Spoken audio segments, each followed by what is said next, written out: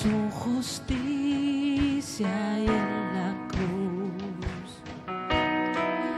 De nadie más dependeré, solo en su nombre confiaré.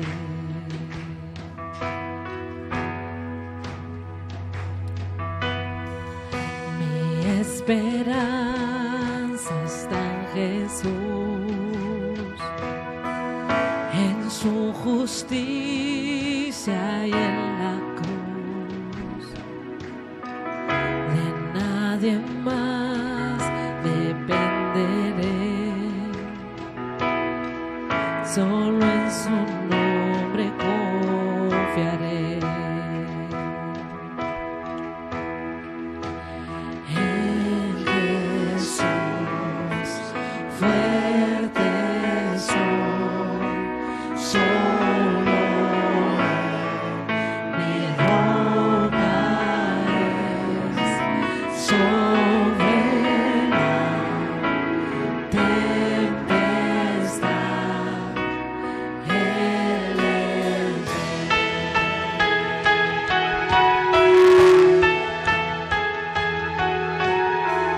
cuando no pueda ver su faz, sé que su gracia es siempre igual.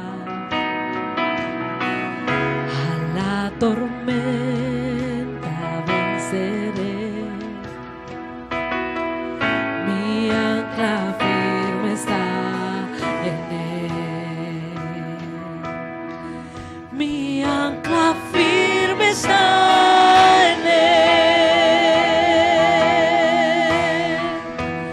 En Jesús fuerte soy, solo él mi roca es, sobre la tempestad. Él es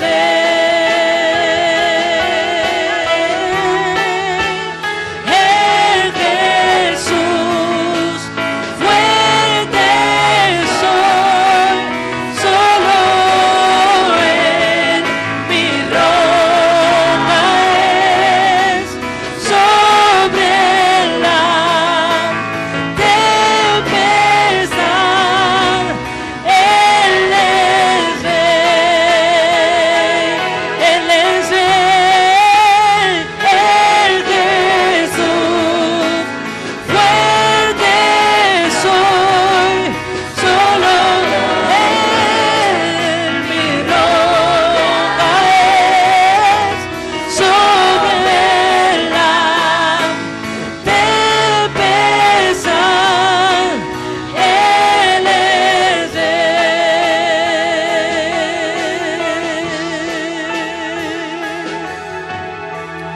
Un día él regresará,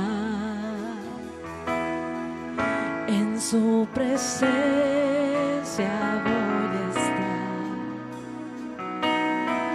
sin mancha ante él vendré, justificado por la fe.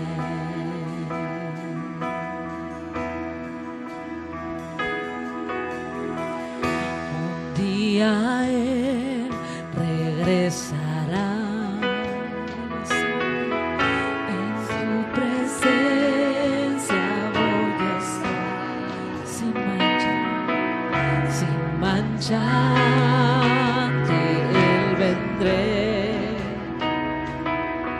justificado por la fe. Podemos decir en Jesús, Él es nuestra fortaleza. Puestos tus ojos en Jesús, el autor y el consumador de la fe. Puestos los ojos en Él, en Él, en Él, en Él, solo en Él. No en la enfermedad, no en la necesidad, no en el problema, no en ningún hombre ni en ninguna mujer. Puestos los ojos en Jesús. De Él proviene nuestra fortaleza. Él es la roca inconmovible. Sobre cualquier tempestad. Él reina.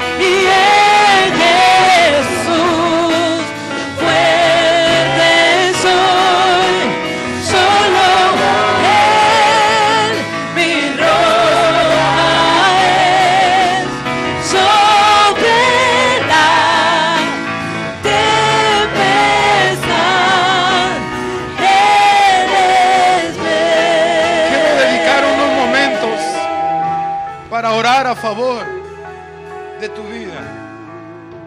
Quiero orar por enfermos. Les voy a pedir que salgan de su lugar y vengan acá al frente.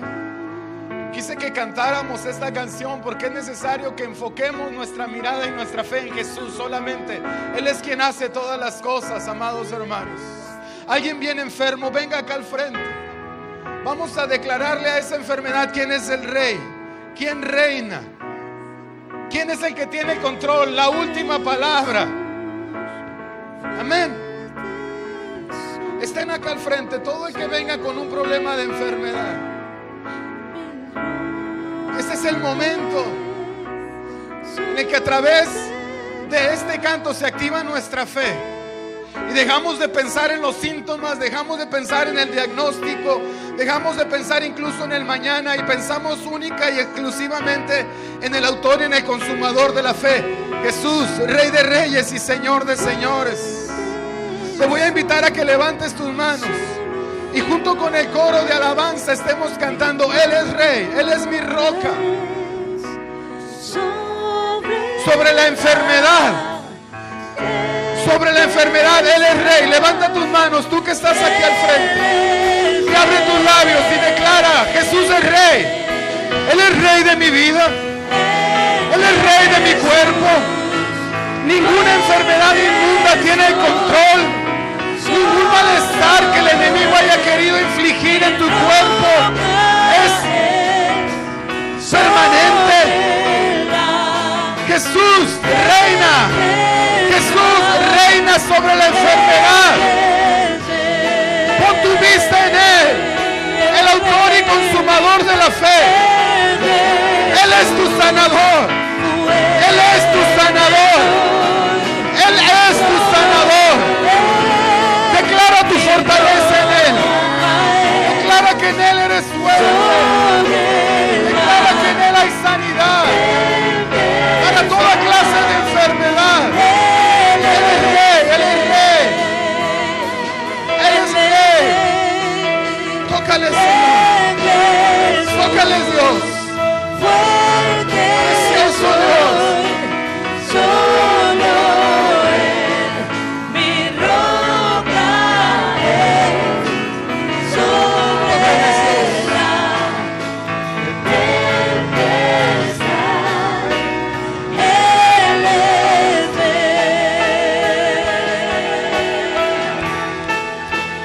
Segundo, quiero invitar específicamente a gente que te está batallando con dolores fuertes en la espalda, en la parte alta, sean musculares o incluso pudiera ser que se tratara de problemas en los pulmones, pero en este problema tienes en este momento tienes ese problema, vengan acá al frente. Siento de Dios orar específicamente. Sé que hay gente, pónganse aquí, hermanos, que el Señor quiere sanar en esta tarde de ese problema. Nadie más va a venir, sea muscular o sea en los pulmones, hay sanidad. ¿Cuántos creen que Jesús reina sobre la enfermedad? Hagan espacio, hermanos. Mire cuánta gente. Con razón el Señor me hacía sentir esto. Él no quiere que te vayas como llegaste. Levanta tus manos, levanta tus manos. Voy a invitar a los diáconos que estén atrás de las personas, y con mucho respeto pongan sus dos manos en la parte de atrás, en su espalda, parte superior. Tus manos van a ser las manos de Jesús sanando a estas personas. Líderes de la congregación, miren cuánta gente ha venido por un milagro de sanidad. Yo creo que en este preciso momento el Señor se está llevando toda dolencia, sea muscular o todo problema que sea pulmonar. Hay poder en el nombre de Jesús. Su sangre no ha perdido el poder. Él es rey sobre la enfermedad. Alguien dígale: Él es rey. Él es tu roca. Nadie se vaya sin que hayan impuesto sus manos sobre ustedes. Él es tu roca. Él es tu roca.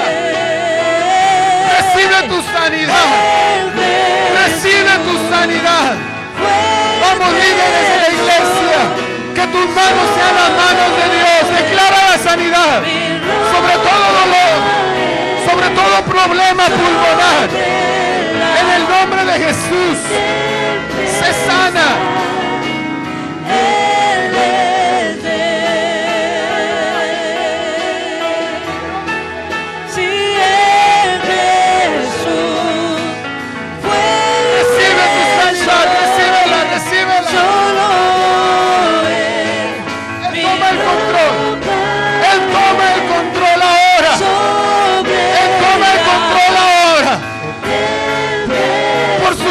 Hemos sido nosotros sanados. Él llevó nuestras dolencias. Él es tu sanador. Recibe tu milagro ahora. Jesús, fuerte soy, solo Él, mi roca es sobre la tempestad.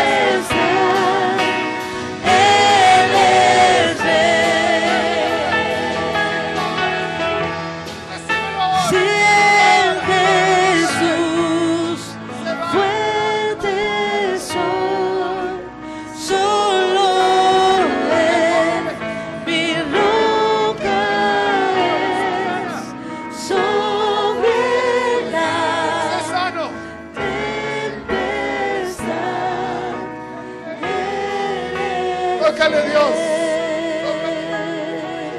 Recibe tu sanidad. Recíbela. Jesús, diga: fuerte soy en Jesús.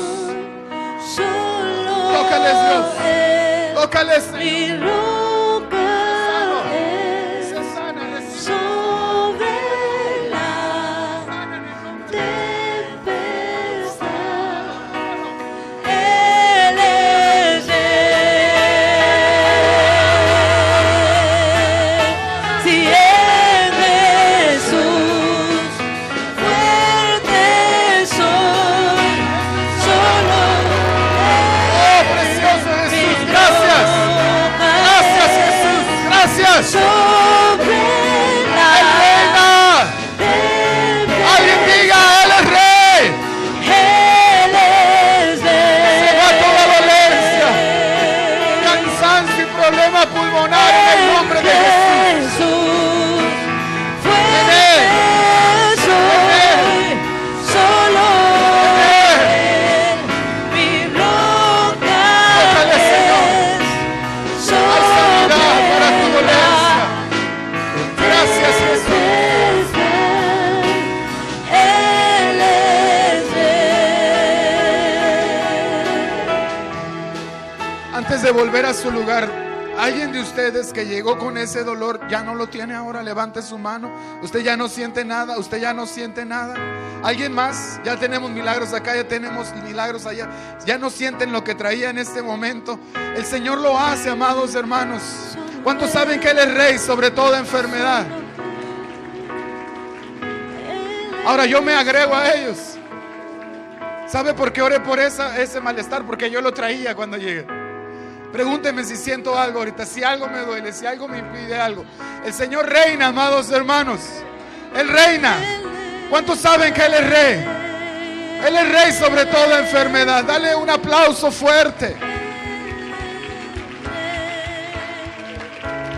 Fuerte, fuerte.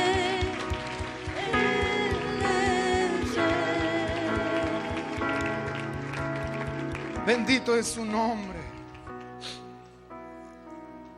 Siempre nuestra vista debe de estar enfocada en Jesús. Como dice el escritor a los hebreos, Él es el autor y el consumador de nuestra fe. Él es quien hace todas las cosas, amados hermanos. Amén. Bendito es su nombre. Antes de sentarse, saluden a 2 o 3 personas. Bendígale, dele un abrazo. Dígale qué bueno que estás en la casa del Señor.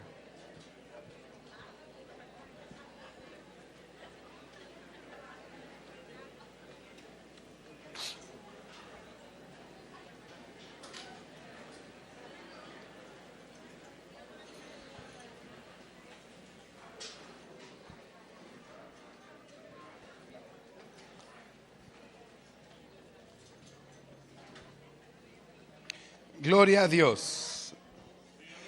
Vamos a abrir la Biblia en el libro de los Jueces, capítulo 2.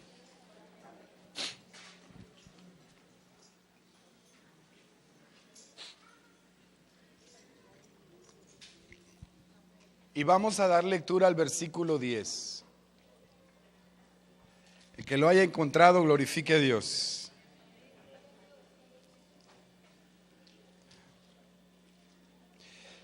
Dice la palabra del Señor: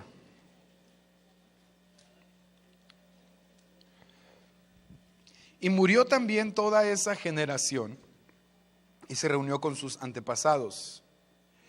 Y después de ellos vino otra generación que no conocía al Señor ni sabía lo que el Señor había hecho por Israel. Vamos a darle lectura una vez más, capítulo 2 y versículo 10. Y murió también toda esa generación y se reunió con sus antepasados. Después de ellos vino otra generación, diga conmigo, otra generación. Diga, que no conocía al Señor, ni sabía lo que el Señor había hecho por Israel. Oramos, amados hermanos. Señor, gracias por tu presencia. Gracias por tus milagros, gracias por tus maravillas, gracias por hacerte presente. Gracias porque durante el transcurso del tiempo, Señor, aquí en tu casa hemos alabado tu nombre, te hemos adorado, hemos ofrendado, Señor, hemos podido participar en la bendición, Señor, de ofrendar para nuestros pastores, Dios.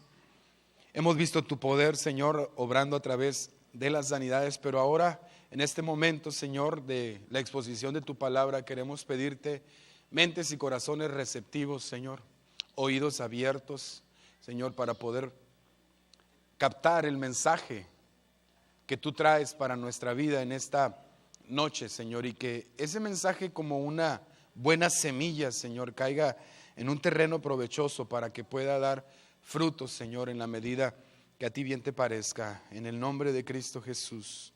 Amén. Cuantos hayan leído el libro de Jueces sabrán que se trata de uno de los libros más tristes en toda la Biblia. Difíciles quizá de entender y hasta digerir por los hechos que se narran, violentos, crudos. Pero cuando nos ubicamos en el contexto histórico todavía nos resulta más difícil de entender cómo es que el pueblo de Dios se puede extraviar de una manera tan fácil y tan rápida. La generación que fue sacada de Egipto aquellos que a través del liderazgo de Moisés fueron libertados de la esclavitud en Egipto, todos ellos, con excepción de Josué y de Caleb, quedaron postrados en el desierto, murieron. Ahí en el desierto creció otra generación que fue a la que le tocó entrar a la tierra prometida para derrotar a los cananeos y para distribuir la tierra según las suertes que le tocaban. Si usted lee el libro de Josué entero, se va a dar cuenta que el tema de ese libro es la conquista y la repartición de la tierra. Bueno, el versículo en el que nos hemos ubicado dice que murió esta generación, la que entró y repartió, y se levantaron otros, o sea, los nietos de los que salieron de Egipto. Y esta otra generación la describe el escritor del libro de los Jueces con estas dos características: no conocían a Dios y no tenían memoria, no tenían conocimiento, no sabían lo que Dios había hecho por sus padres.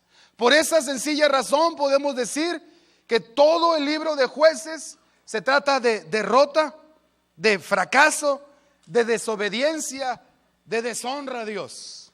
Mire, vaya conmigo a los versículos que siguen al versículo que acabamos de leer. Este pasaje seguramente es un perfecto resumen de lo que se trata el libro de Jueces. Si usted no lo ha leído, estos 11 versículos que vamos a leer retratan perfectamente la temática del libro de Jueces. Versículo 11, ¿ya lo encontraron, hermanos? Le voy a dar lectura, ustedes síganme con su vista. Dice: los israelitas hicieron lo malo a los ojos del Señor y adoraron a los Baales. Abandonaron al Señor, el Dios que sacó a sus antepasados de la tierra de Egipto, y empezaron a adorar a los dioses de los pueblos que vivían a su alrededor, con lo que provocaron el enojo del Señor. Se apartaron del Señor para adorar a Baal y a Astarot. Por eso el Señor se enojó contra el pueblo de Israel y lo entregó en mano de ladrones que lo despojaron de todo. Lo dejó a merced de los enemigos que lo rodeaban, a los cuales ya no pudo vencer. A donde quiera que iban, la mano del Señor estaba en contra de ellos. Qué terrible panorama, para su mal. Y tal como se lo había jurado, se vieron en gran aflicción. Entonces, diga conmigo, entonces el Señor suscitó jueces para que lo librasen de aquellos que los despojaban. Ahí entre esos jueces, bueno, está Sansón, Jefté, Gedeón, Débora, Barak, Samgar y varios de ellos que nos menciona la Escritura. Pero ellos tampoco escuchaban a los jueces, sino que se fueron tras dioses ajenos, a los cuales adoraron, y pronto se apartaron del camino que habían seguido sus antepasados. Pues sus antepasados habían obedecido los mandamientos del Señor, pero ellos no lo hicieron así. Cuando el Señor levantaba a algún juez, también lo apoyaban. Y mientras ese caudillo vivía, los libraba del poder de sus enemigos, pues el Señor se conmovía al escuchar los gemidos de su pueblo oprimido y afligido. Pero al morir aquel juez, el pueblo volvía a corromperse aún más que sus antepasados, o sea, le agregaban, y seguían a los dioses ajenos para servirles y adorarlos, y no se arrepentían de sus obras ni de su obstinada conducta. Por esto la ira del Señor se encendió contra Israel y dijo: como este pueblo ha roto el pacto que establecí con sus antepasados y no me obedece, tampoco yo volveré a expulsar delante de ellos a ninguna de las naciones que Josué dejó morir. Esta era una prueba para Israel, para ver si se esforzaban en volver al camino del Señor como sus antepasados. Por esta razón el Señor no expulsó a aquellas naciones ni se los entregó a Josué, sino que las dejó entre ellos. Triste el panorama de esta generación, viviendo en ciclos, llegando al límite de la aflicción por causa de su desobediencia, por causa de que aquellas naciones que debían haber destruido se aliaron con ellas, y no solo se aliaron con ellas, sino que aprendieron de ellas ritos paganos, adorar deidades que el Señor detestaba, con prácticas abominables que les hicieron esclavos. Y cuando llegaba al tope su aflicción, ellos clamaban y Dios les levantaba un juez. Y mientras ese juez estaba en funciones y con la unción del Espíritu Santo sobre su vida, liberaba a los israelitas de los cananeos, de los filisteos, de todos sus enemigos. El pueblo aparentemente vivía una etapa de bonanza, una etapa de santidad, una etapa de avivamiento. Pero ya nomás se calmaba el agua, ya nomás menguaba el poder de los invasores. Ellos volvían a hacer lo mismo una y otra vez por más de 200 años, hermano. Triste la condición de esta gente, ¿verdad? Entonces, recién terminada la época de posición y conquista, de posesión y reparto de la tierra prometida, se levanta esta otra generación, la tercera generación, que tiene dos características. Y cuando uno entiende estas dos características, entiende por qué les fue como les fue durante este tiempo. Y las dos características de las que hablamos es que no conocían a Dios e ignoraban sus hechos. E ignoraban lo que Él había hecho por sus antepasados e ignoraban lo que Él podía hacer por ellos.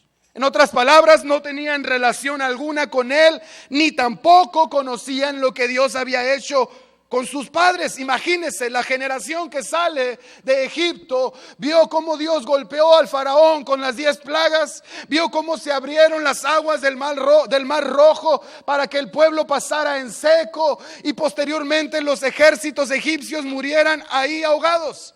Vio cómo por mano de Dios durante 40 años no les faltó alimento, no les faltó agua, su vestido no se gastó ni su calzado, vivieron el día a día en lo sobrenatural. Veían la nube, la columna de fuego que les guiaba, la nube que estaba sobre ellos. Veían los juicios de Dios sobre los que se rebelaban contra el liderazgo de Moisés. Era gente que tenía una relación estrecha con Dios, que lo conocía de primera mano.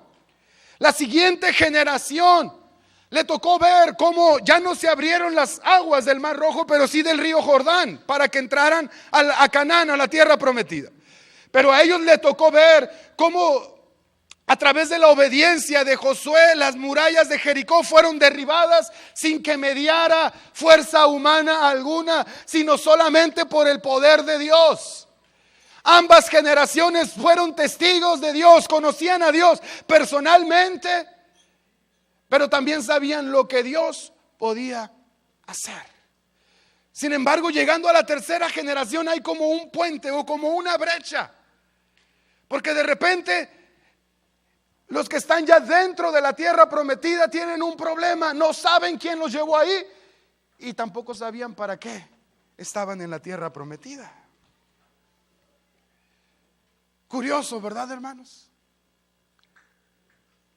Pero bien dice un dicho que el que no sabe para dónde va, cualquier camión le sirve. Si no tiene un rumbo definido, cualquiera es bueno, ¿verdad? Y así estaba esa gente.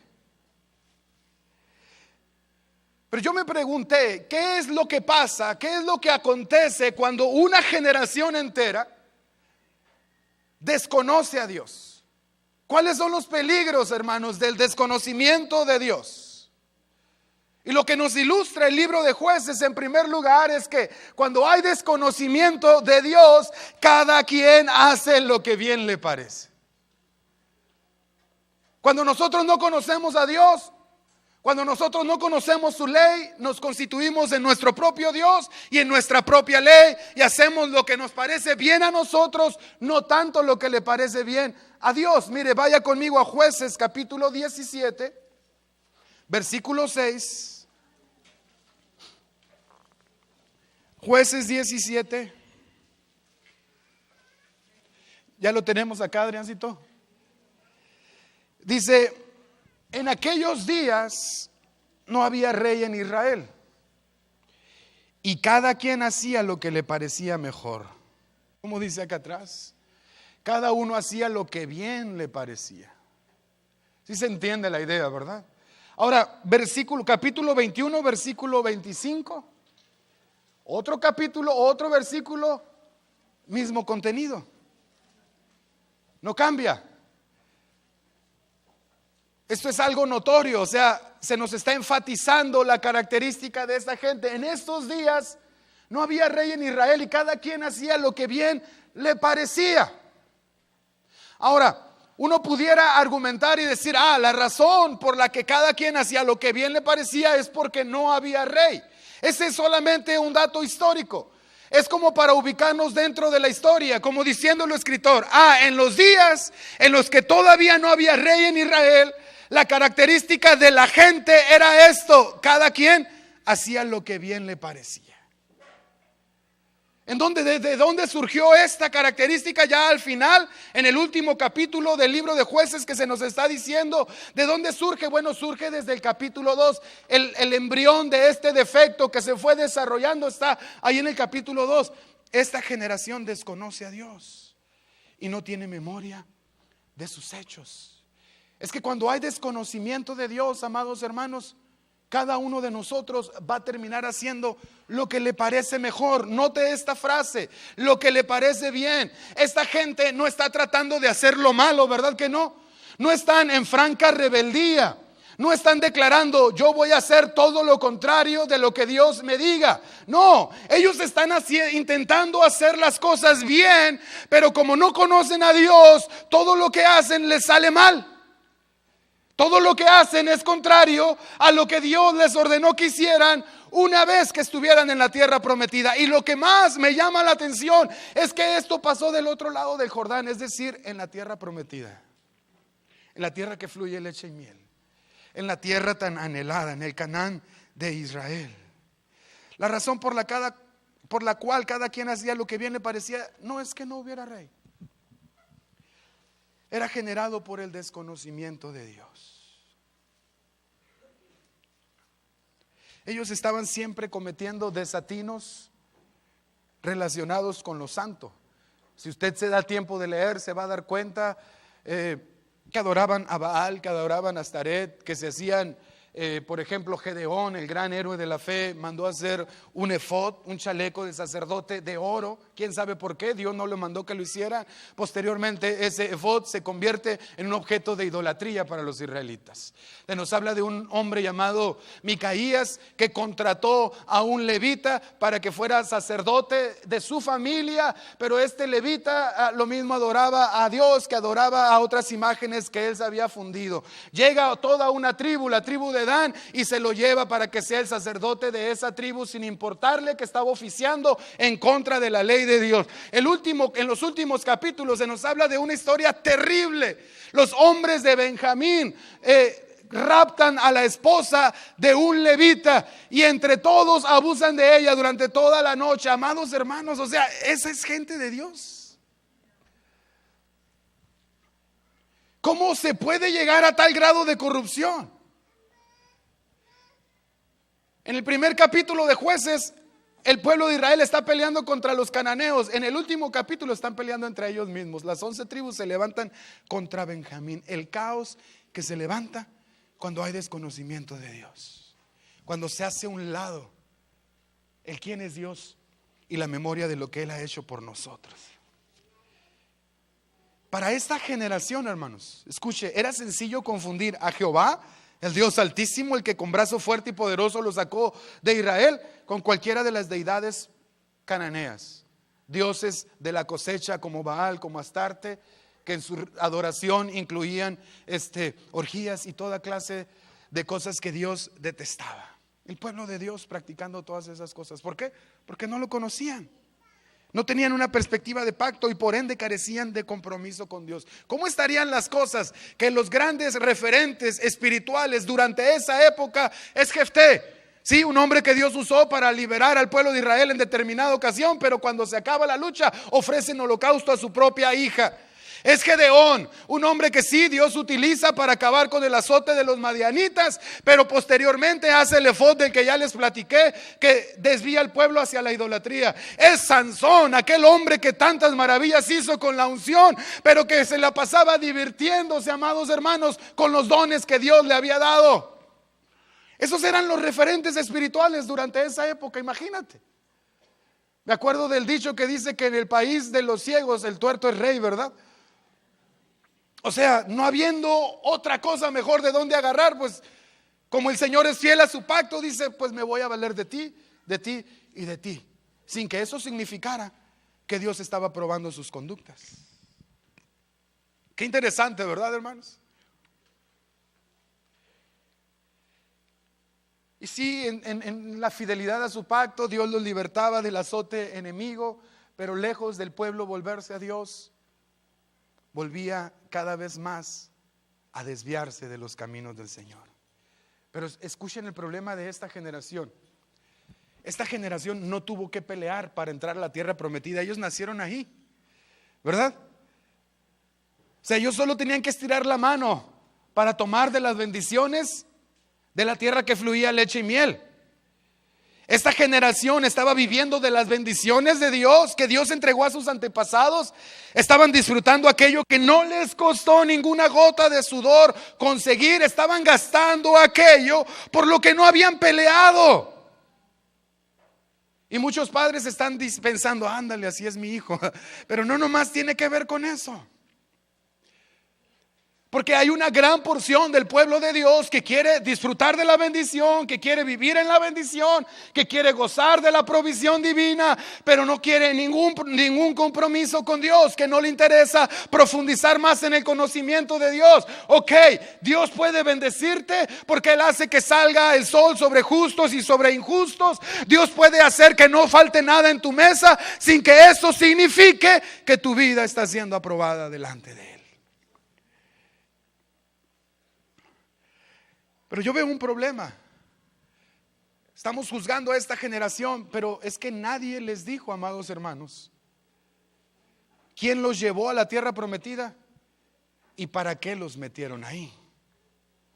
¿Cómo que nadie les dijo? ¿Cómo que nadie les presentó a Dios personalmente? ¿Cómo que nadie les mencionó las cosas que había hecho por sus antepasados? ¿Por qué razón esta generación desconocía al Dios de sus padres? Escuche, amados hermanos, Dios le había ordenado a los israelitas antes de entrar a la tierra prometida lo que tenían que hacer tocante a sus descendientes. Vaya conmigo a Josué capítulo 4. Y ubíquese en el versículo 20.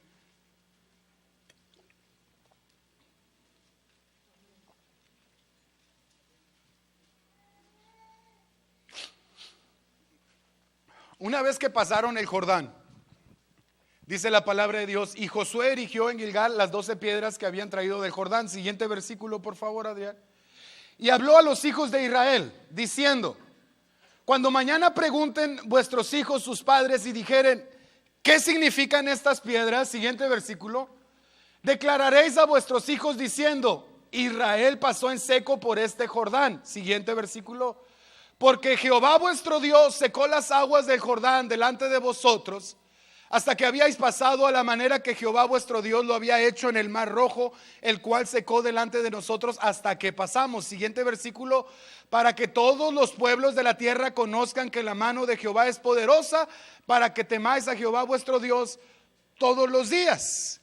O sea, Dios le encargó a una generación antes que pasaran la estafeta del conocimiento de Dios. Pero no solo a través de Josué, sino también a través de Moisés. Mira, Deuteronomio capítulo 6, por favor, Adrián.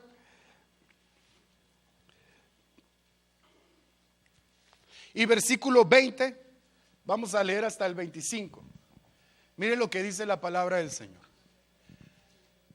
Mañana cuando te preguntare tu hijo diciendo, ¿qué significan los testimonios y estatutos y decretos que Jehová nuestro Dios os mandó? Siguiente versículo. Entonces dirás a tu hijo, nosotros éramos siervos de Faraón en Egipto y Jehová nos sacó de Egipto con mano poderosa. Siguiente versículo. Jehová hizo señales y milagros grandes, terribles en Egipto sobre Faraón y sobre toda su casa delante de nuestros ojos. Y nos sacó de allá para traernos y darnos la tierra que juró a nuestros padres. Siguiente. Y nos mandó Jehová que cumplamos todos estos estatutos y que temamos a Jehová nuestro Dios para que nos vaya bien todos los días y para que nos conserve la vida como hasta hoy. Siguiente. Y tendremos justicia cuando cuidemos de poner por obras todos estos mandamientos delante de Jehová nuestro Dios como Él nos ha mandado. O sea, Dios se tomó el tiempo de hacer provisión para esta generación. Pero una generación antes, los padres no se tomaron el tiempo de cumplir el propósito, uno de los propósitos para el cual Dios los escogió. ¿Sabe cuál es, hermanos? Discipular a sus hijos. Y esto nos habla de paternidad espiritual. El diseño de Dios es paternidad espiritual. Los padres comunicándole a los hijos, número uno, quién es Dios, y número dos, lo que Él puede hacer. Entonces yo me pregunté, estos fieros guerreros que derribaron, que entraron a Jericó, que tomaron ahí, que tomaron cada una de las ciudades cananeas, a lo mejor estuvieron tan entretenidos en sus conquistas, a lo mejor estaban tan entretenidos en sus proyectos personales, a lo mejor estaban tan entretenidos haciendo la obra de Dios que olvidaron tomarse el tiempo de sentarse con sus hijos y decirle: hijo mío, tú tienes que saber, el que nos trajo aquí, nosotros no entramos por nuestras propias fuerzas. Dios, el Dios eterno, el Dios de Moisés, de Abraham y de Jacob, nos trajo aquí con brazo fuerte. Él derribó a nuestros enemigos. Él nos alimentó en el desierto. Él nos permitió derrotar a los gigantes, pero es que nadie lo hizo. Y cuando una generación fracasa en comunicar a la siguiente generación el mensaje de Dios, del conocimiento de Dios, se produce una brecha espiritual, una brecha generacional. Por esa razón se levantan generaciones así, que no conocen a Dios. Porque alguien no está haciendo su trabajo. Porque su trabajo no es solo conquista, su trabajo no es solo reparto de bienes, su trabajo también es trascender a través de sus descendientes, sean físicos o espirituales. ¿Cuántos están entendiendo esto, hermanos? Una paternidad natural o espiritual deficiente se va a ver siempre reflejada en el crecimiento de los hijos. Los hijos naturales o espirituales siempre serán el reflejo de lo que se les enseñó, de lo que no se les enseñó. ¿Estamos de acuerdo? Entonces la generación del libro de Jueces, amados hermanos, que andaban para todos lados, que hacían lo que bien les parecía, que cometían de desatino en desatino, sí, ellos eran responsables de sus actos, pero hubo un problema antes.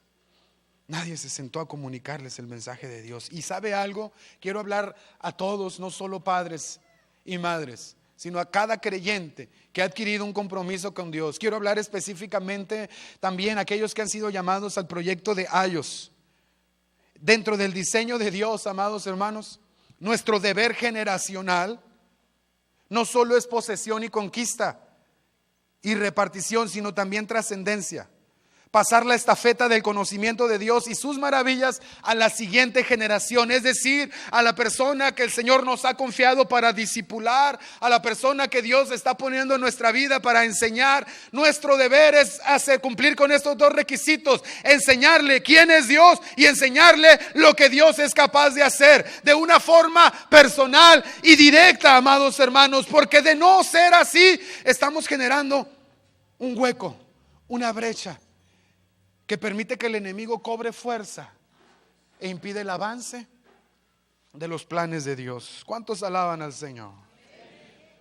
Si nosotros nos preocupamos solamente por lo que nos corresponde hacer a nosotros, sin hacer provisión para los que vienen detrás, vamos a producir una descendencia como la del libro de Jueces. Y yo a veces me espanto un poco porque digo, muy bien, hay está creciendo la iglesia cristiana, cada vez somos más aquí, allá, en diferentes partes, pero me preocupa ver que a veces mi generación, la generación de la que yo formo parte, está demostrando un terrible desconocimiento de Dios.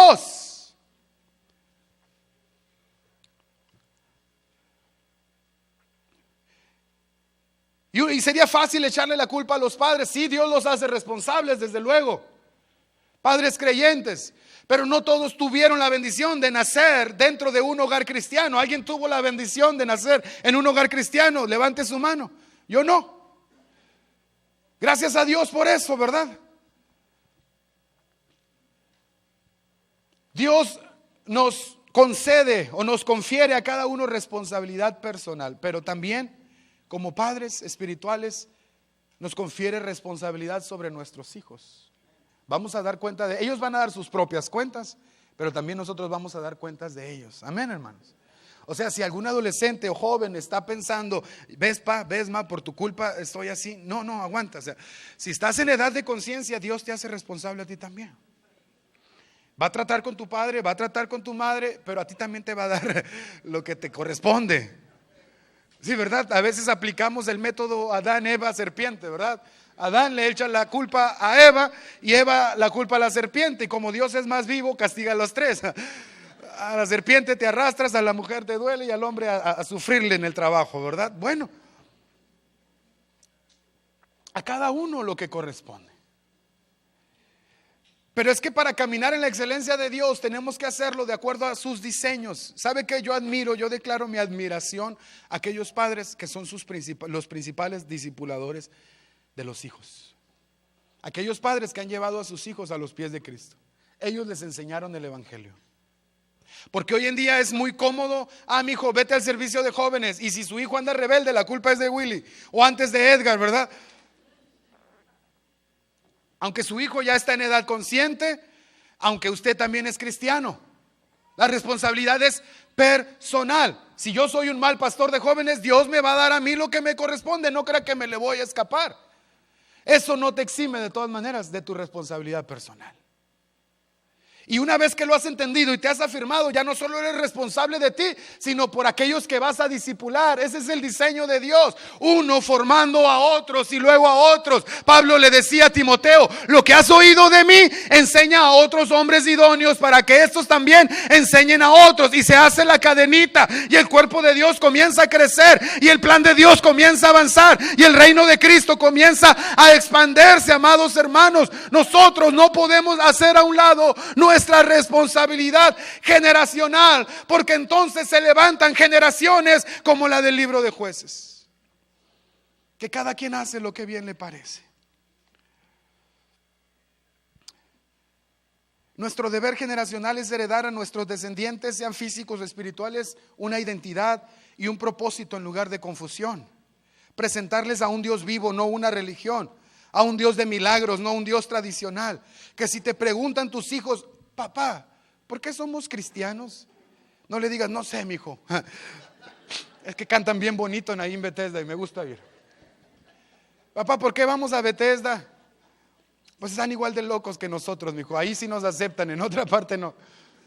Que si tus hijos te preguntan ¿por qué somos evangélicos? Tu respuesta no sea lo que nos respondían a los que salimos de la iglesia tradicional, sino cuando alguien de tus hijos te pregunten ¿por qué crees en Jesús? Bueno, es que en un momento de mi vida Él llegó, me salvó, me lavó, me rescató, me transformó, me dio nueva vida, me dio propósito y ahora le sirvo por amor, por gratitud, por lo que Él ha hecho por mí. Y ¿sabes algo? Lo que ha hecho por mí es poco comparado con lo que quiere hacer contigo.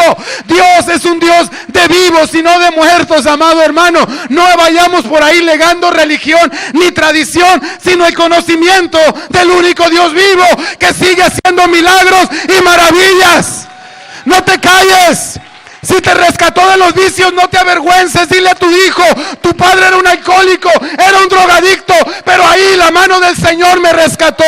Si el Señor te sacó de la muerte por una enfermedad, no te calles. Habla a tus hijos, yo estaba desahuciado, pero el Señor me sanó. Ese es el Dios al que servimos. Ese es el Dios al que adoramos.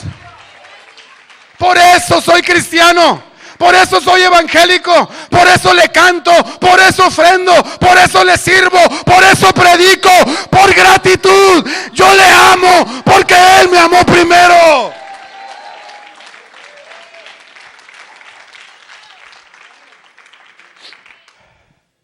Yo me he encontrado que en gran manera la generación presente reniega de sus raíces. Principalmente porque no tienen referentes inmediatos a quien imitar. Por eso imitan y consumen todo lo que el mundo ofrece, adoptando patrones de conducta que no son los adecuados para la gente del pueblo de Dios. Los israelitas participando de cultos cananeos que nada tenían que ver con su identidad nacional, cometiendo actos que a todas luces ofendían el nombre de Dios por ignorancia, creyendo que lo que estaban haciendo no tenía nada de malo. Pero es que una generación antes no se tomaron el tiempo de instruirlos. Que Dios nos ayude, ¿verdad, hermanos? Porque cuando hay un desconocimiento de la ley de Dios, cada uno es su propia ley. Cada uno es su propia ley. Yo dictamino qué es lo que está bien y qué es lo que está mal. ¿Sabe algo que me pasa? Que a medida que más me acerco a Dios me doy cuenta que es muy poco lo que le conozco. Pero le conozco. Es imposible abarcar el conocimiento de una persona tan grande, tan maravillosa como nuestro Dios. Imposible. Pero tenemos que crecer en el conocimiento de Él. Pero me he dado cuenta que tenemos a veces tantas ideas erróneas en cuanto a Dios, hermanos. Muchos nos hemos creado un Dios, y lo digo con D minúscula, conforme a nuestra imagen y semejanza. Fíjense la paradoja. Dios nos creó a su imagen y semejanza, pero nosotros nos hemos hecho un Dios a nuestra imagen y semejanza, que nos pasa por alto todo lo que hacemos, a nuestra comodidad, exacto, que aprueba nuestra manera de vivir, aunque ésta sea contraria a la palabra de Dios. Muchos creemos conocer a Dios, sin embargo, haber oído hablar de alguien no implica conocimiento de esa persona. ¿Estamos de acuerdo? No implica que de primera mano le conocemos. Nuestros actos hablan de nuestro nivel de conocimiento de Dios. Haber oído hablar de Jesús no nos hace cristianos. Muchos de los que están aquí saben que Jesús, bueno, fue un gran hombre, como dicen algunos, ¿verdad? Fue judío, vivió 33 años, murió, dicen sus creyentes que resucitó al tercer día. Sabemos datos históricos de Jesús, pero no implica que le conozcamos. Piensa en alguna personalidad famosa. Cuando tú admiras a alguien, sabes datos. Si es un deportista, un cantante, un actor, qué sé yo, sabes datos, pero eso no implica que le conozcas. Tienes información de la persona, pero no tienes un conocimiento de primera mano. Entonces muchos tenemos información de Dios, pero no conocimiento de Dios. No es lo mismo, hermanos. No es lo mismo. Necesitamos llegar a ser creyentes congruentes con nuestras creencias. ¿Quién dice amén a esto? No es posible que no veamos la desconexión que existe cuando podemos levantar nuestras manos en el templo y participar de los actos de adoración litúrgica a nuestro Dios, cuando nos reunimos para luego durante la semana vivir cometiendo actos que abiertamente le demuestran nuestro desprecio durante cada uno de los días, postrándonos ante los distintos altares que nosotros mismos nos hemos edificado. Esa era la condición de los israelitas. O sea, bien podrían ofrecerle una ofrenda a Jehová, lo mismo que a Baal, lo mismo que a Astarte. Y para ellos estaba bien, no tenía nada de malo. El Señor me dijo en algún momento de mi vida: ¿cuánto tiempo más vas a seguir haciendo lo que bien te parece a ti? Y si lo vas a seguir haciendo, entonces no me llames Señor.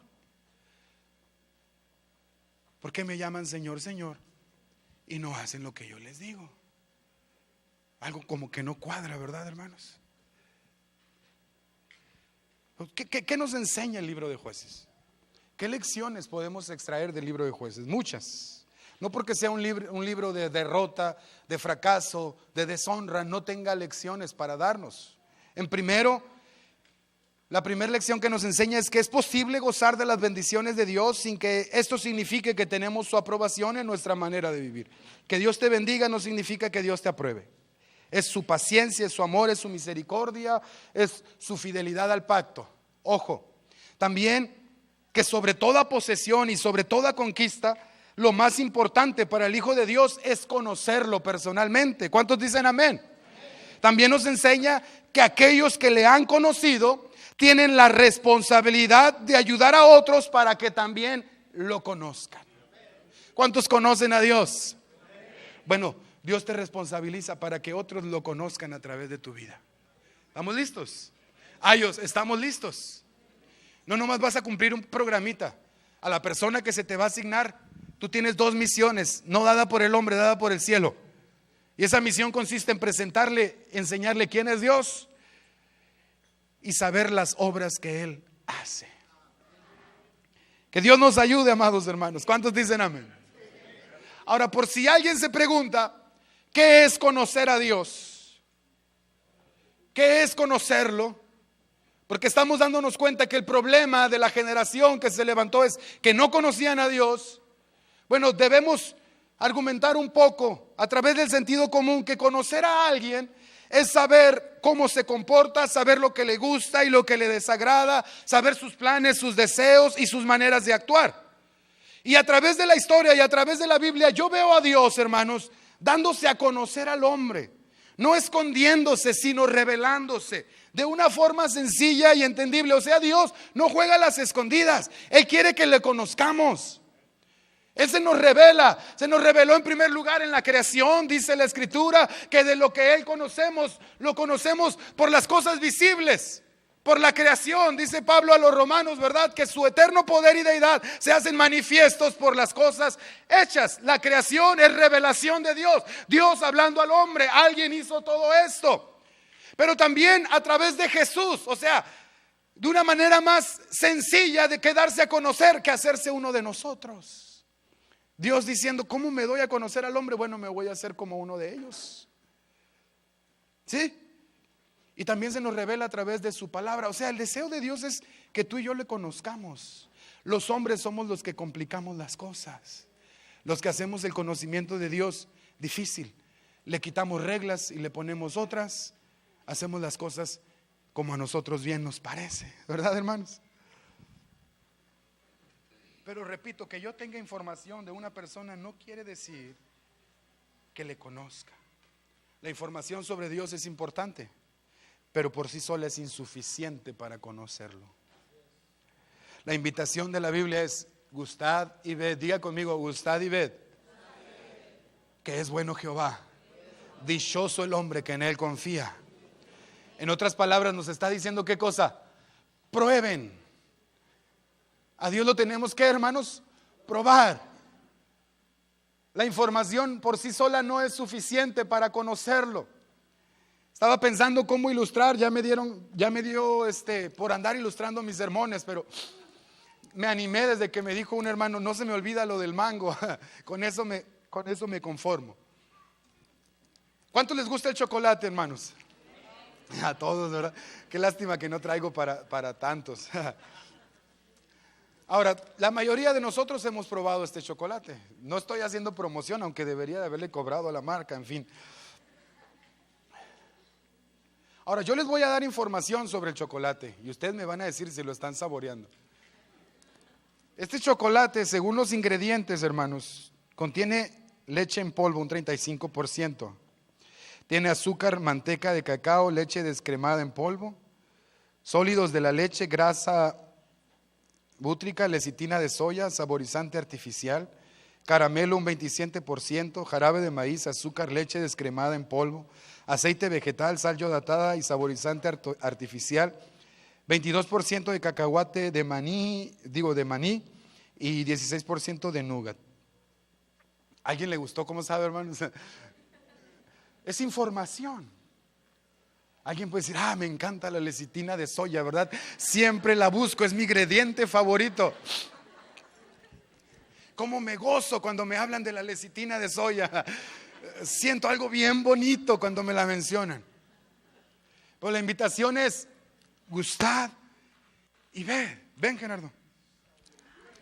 Vas a ser el bendecido. Todos ustedes tienen información, a Gerardo lo voy a invitar a que pruebe. Poquito, que está bendito.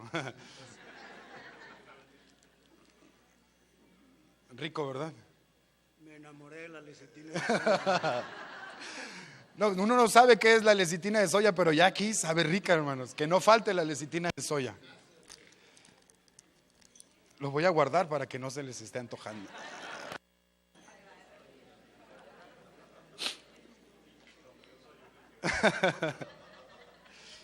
La información por sí sola no es suficiente. Por eso el apóstol Juan escribía en la primera carta, versículo 1, lo que era desde el principio, dice, lo que hemos oído, lo que hemos visto con nuestros ojos, lo que hemos contemplado y palparon nuestras manos tocante al verbo de vida. O sea, no solo oí ni vi, también participé, experimenté, lo toqué. Ese es conocimiento de Dios. Oigo, veo, contemplo y también palpo, amados hermanos. Para que el conocimiento de Dios esté completo, cada uno de estos ingredientes tiene que estar presente. No, la información por sí sola no nos sirve de nada, pero la información a través de nuestros sentidos espirituales nos da la realidad de que Dios al que servimos está vivo, es real, es bueno, es misericordioso, es todopoderoso, nos ha perdonado en Jesucristo, viene por nosotros, tiene planes y diseños para nuestra vida. Es hasta que lo probamos que tenemos verdadero conocimiento de Dios. ¿Cuántos dicen amén, hermanos?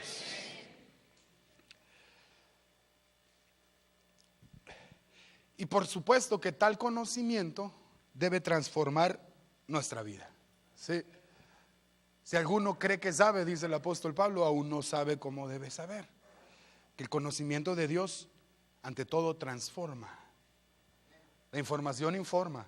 El conocimiento de Dios transforma. Parece lo mismo, pero no lo es. Por eso al apóstol Juan, que le gusta andar sin complicaciones, dice: es que si alguno no ama, no ha conocido a Dios. No lo conoce. Porque Dios es amor. Tiene información, pero no lo conoce. Sencillo, ¿verdad? Ahora, a través de la Biblia, amados hermanos, yo me doy cuenta que la invitación de Dios es principalmente el llamado de Dios a conocerlo. Vaya conmigo a Jeremías capítulo 9. Jeremías capítulo 9, versículo 23.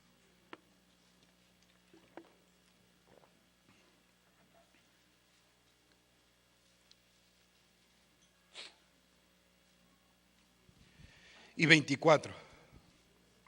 Así dice el Señor: no se alabe el sabio en su sabiduría, ni en su valentía se alabe el valiente, ni el rico se alabe en sus riquezas. O sea, no anden de presumidos porque tienen, porque saben o porque pueden.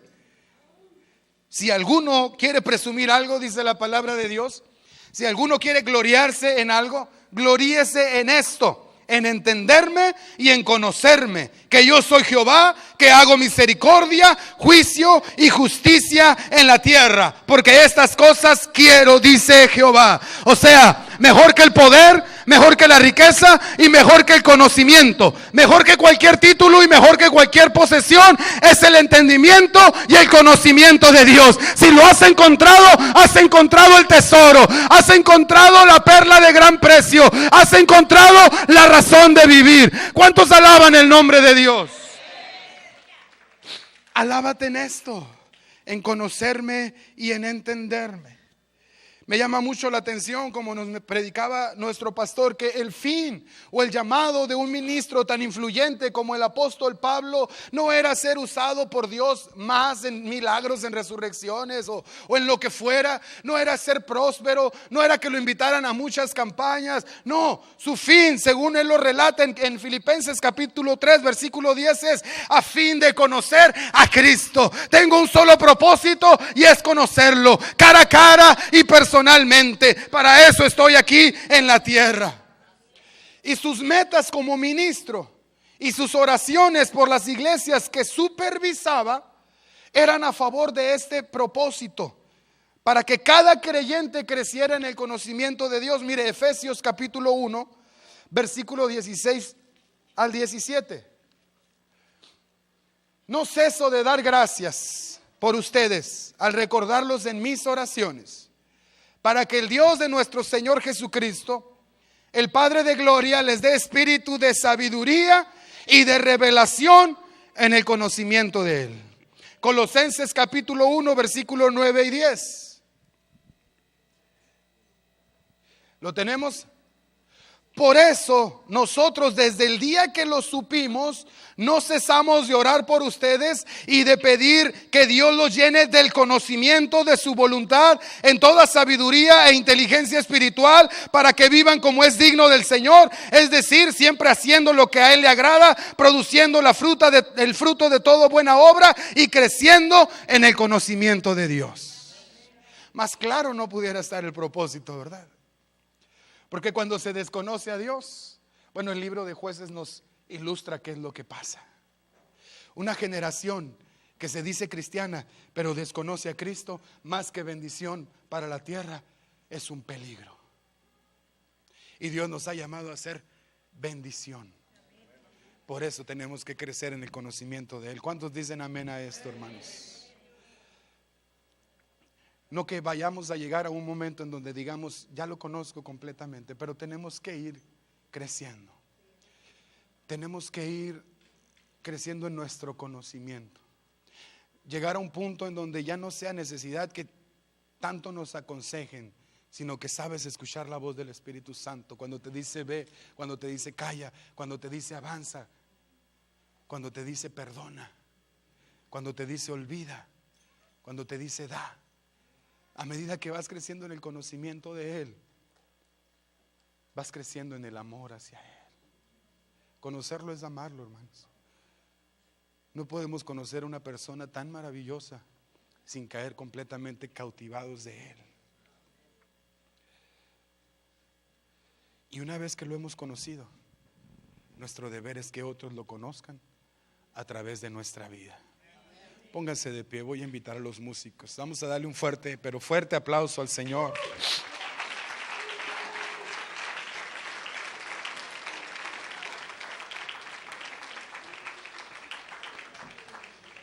Gustad y ved que es bueno Jehová. Dichoso el hombre que en Él confía. Pruébalo, pruébalo, degústalo, míralo, escúchalo, pero también pálpalo. Esa es la invitación de Dios. No te quedes con la información, avanza hacia el conocimiento. Levanta tus manos un momento y vamos a hacer una oración. Vamos a unir nuestra oración a la oración del apóstol Pablo. Señor, que seamos llenos de espíritu, de sabiduría y revelación. Que, Señor, seamos ejercitados en inteligencia espiritual para saber lo que a ti te agrada, para saber cómo esperas que se comporte un hijo tuyo en medio de una generación perversa, en medio de una época de tinieblas, para entender, Señor, tus planes y diseños para los cuales tú nos has puesto aquí, precioso Dios. Llénanos del conocimiento de tu persona, de tu palabra, y que ese conocimiento nos transforme nuestra manera de vivir, Señor, nuestra manera de pensar. Que seamos capaces de renunciar a viejos patrones, Señor, o paradigmas. Que seamos capaces de dejar y permitir que nuestra mente sea renovada, Señor. De que la mente de Cristo venga a ocupar, Señor, su lugar en nuestra vida. Y ya no pensemos como solíamos pensar, sino como piensas tú. Levanta tus manos, precioso Dios. Por sobre todas las cosas, por sobre todas las conquistas, por sobre toda unción, Señor, que crezcamos en el conocimiento de ti. Que la iglesia Bethesda, Dios, que la iglesia Bethesda se distingue porque sea una iglesia que te conoce, llena, compuesta, Señor, por creyentes que te conocen, que han estado contigo, que te han probado. Precioso Dios, que saben quién tú eres y que saben lo que tú eres capaz de hacer. Que no tiene necesidad de que alguien venga y le diga. Y no estoy diciendo que no seamos enseñables, pero que lo que sabemos de Dios lo hemos aprendido en primera persona, para que podamos reproducirnos, para que podamos, Señor, ejercer nuestra paternidad espiritual con diligencia, para que no nos preocupemos solo de conquista y reparto, sino también por trascender, Señor, a nuestras generaciones, dejando un legado, no una religión, dejando una herencia de bendición, Señor, no de liturgia, Señor, proclamando el conocimiento de tu persona. Que nuestros hijos vean en nosotros el mejor ejemplo de alguien que te conoce y te ama. Pon la mano sobre la persona que tienes al lado y juntos oremos a Dios como oraba Pablo. Señor, que crezcamos en el conocimiento tuyo, en el entendimiento, Señor, en la inteligencia espiritual. Que no nos conformemos con la información, No la desechamos porque es necesaria, pero no creamos que es un fin. La información solo nos lleva hacia ti. Tú eres la meta, Dios. Tú eres la meta. Que mi hermano te conozca. Ora por él y por ella. Cada día más. Revélate a su espíritu. Cuando abra tu palabra, Señor, haz con ellos como aquellos caminantes de Emaús. Ábrele las escrituras. Muéstrate cómo trabajabas en el Antiguo Testamento. Muestra cómo trabajabas en el Nuevo. Muéstrate los planes que tienes para nosotros hoy.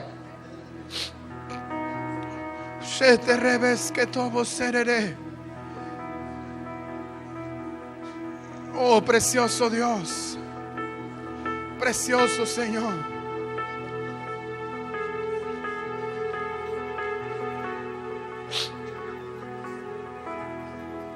Precioso Señor. Quiero invitar a todos los varones aquí al frente. Salgan de su lugar, por favor, varones. Acá al frente, pónganse todos los varones, jefes de hogar, padres de familia. Vengan, por favor. Jóvenes adultos, vengan también. Estén de pie. Vamos a orar por ustedes. Todos los que quedamos atrás, extiendan sus manos hacia el frente. Dentro del diseño de Dios, el varón es cabeza. Dentro del diseño de Dios hay alguien que debe tomar la iniciativa en la educación espiritual, hermanos. Y muchos lo han delegado. Su responsabilidad, lo que Dios les legó por diseño, ustedes lo han tomado y lo han delegado en manos de su mujer, o en manos de un pastor, o en manos de un líder. La recompensa es para ti, amado hermano, así como lo será también la responsabilidad. Extiendan sus manos hacia el frente. Entendamos en el Señor la responsabilidad que tenemos, y tomémosla con dignidad, tomémosla con virilidad. Seamos hombres entendidos que Dios nos ha escogido dentro de su plan eterno para fungir como sacerdotes, para ser los primeros en tomar la iniciativa de la vida espiritual dentro de nuestros hogares, para ser el ejemplo a seguir, para ser la guarda del hogar. Oren por los varones, hermanas, hijos, oren por sus padres desde ahí. Precioso Dios, que no deleguemos nuestra responsabilidad. Señor, que no neguemos nuestra realidad, que tomemos con alegría el llamado, que tomemos el primer paso para conocerte y te conozcamos de tal manera, Señor, que presentarte a nuestra familia sea lo más natural, lo más evidente. Pon la mano sobre un varón. Todos los que están aquí pongan su mano. Cerremos filas y oremos los unos por los otros. Precioso Dios, llénanos de conocimiento, Señor, de espíritu, de revelación y entendimiento, para fungir como verdaderos sacerdotes, Señor. No queremos que se levante una generación como la de Josué como la de jueces por nuestra responsabilidad. Una generación desorientada, una generación que no quiere nada con Dios, una generación que solo está exigiendo, gozando de la bendición, pero no quiere conocer al Dios que bendice. No es tu diseño, Dios. No es tu plan.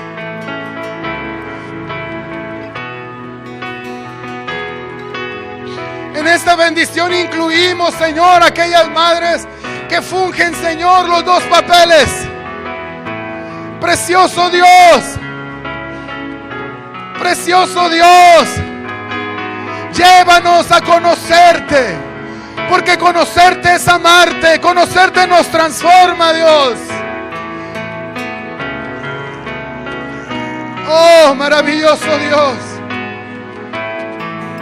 Fortalece, Señor, fortalece a los varones.